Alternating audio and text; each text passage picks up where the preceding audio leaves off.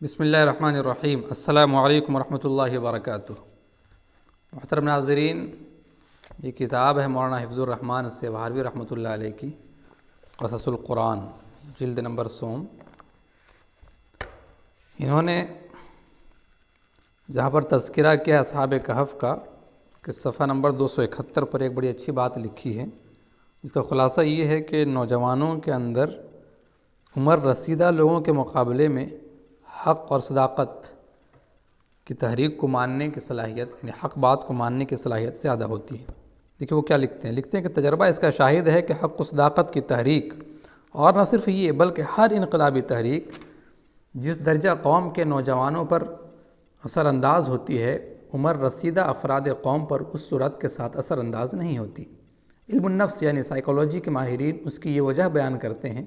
کہ معمر افراد کا دل و دماغ چونکہ عمر کے بڑے حصے میں پرانی ریت و رسم کا عادی ہو جاتا ہے اور گزشتہ نظام سوسائٹی سے عرصہ تک مانوس رہ چکا ہوتا ہے اور اس کے رگ و ریشے میں قدیم اثرات راسخ ہو چکے ہوتے ہیں، اس لیے ہر وہ تحریک جو قدیم نظام یا فرسودہ رسوم کے خلاف ظاہر ہوتی ہے، ان کا دل و دماغ اس کے جدید اثرات سے اذیت و تکلیف محسوس کرتا ہے، اور جدید و قدیم محرکات کا تصادم ان کے لیے بار بن جاتا ہے۔ یعنی کہنے کا مطلب یہ ہے کہ جو پرانے رسوم ہیں یا جو بھی پرانا جو نظام ہے، ان کے دل میں اس قدر اثر کر جاتا ہے کہ ان کے دل و دماغ سے اس کا نکلنا بڑا مشکل ہوتا ہے، اور ان کو دل و دماغ سے نکالنا ان کے لیے تکلیف دہ اور اذیت کا سبب بنتا ہے۔ اس لیے وہ جدید انقلاب سے مانوس ہونے کی بجائے اور زیادہ متوحش ہو جاتے ہیں، دور بھاگنے لگتے ہیں۔ ہاں البتہ ان میں سے یعنی کچھ لوگ ایسے بھی ہوتے ہیں جو دل و دماغ، جذبات کے مقابلے میں عقل کو اور تأثرات کے مقابلے میں دلائل کو رہنما مان لیتے ہیں، اور ہر معاملے میں جدت و قدامت سے قطع نظر، متانت و سنجیدگی کے ساتھ اس کی افادیت و مضرت یعنی اس کے فوائد اور نقصانات پر غور کرنے کا عادی ہوتے ہیں، وہ اس عام اصول سے مستثنی ہیں۔ یعنی وہ عمر رسیدہ لوگ، وہ عمر دراز لوگ جو کسی بھی چیز کو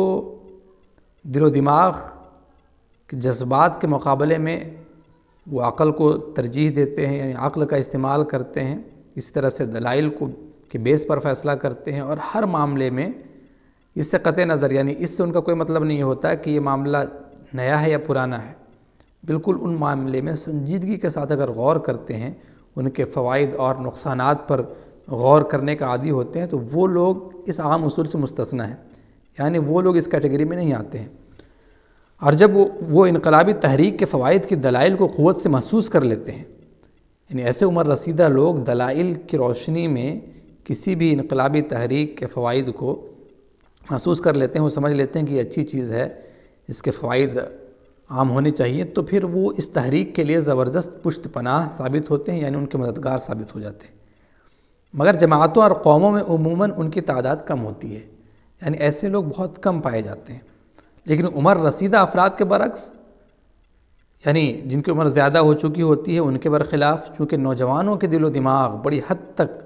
غیر جانبدار ہوتے ہیں اور پرانے رسم و رواج کے لیے ابھی تک راسخ نہیں ہوتے، اس لیے ان پر جدید نقوش بہت جلد منقش ہو جاتے ہیں، اور وہ کسی تبدیلی اور کسی انقلاب کو محض اس لیے کہ وہ جدید محرکات کے داعی ہیں توحش کی نظروں سے نہیں دیکھتے، بلکہ دلچسپی کے ساتھ اس کی طرف بڑھتے ہیں اور صاف دل و دماغ سے اس پر غور کرتے ہیں۔ بڑی اچھی بات لکھی ہے، اور اس کا تجربہ بھی بارہا کیا جاتا ہے۔ السلام علیکم ورحمۃ اللہ وبرکاتہ۔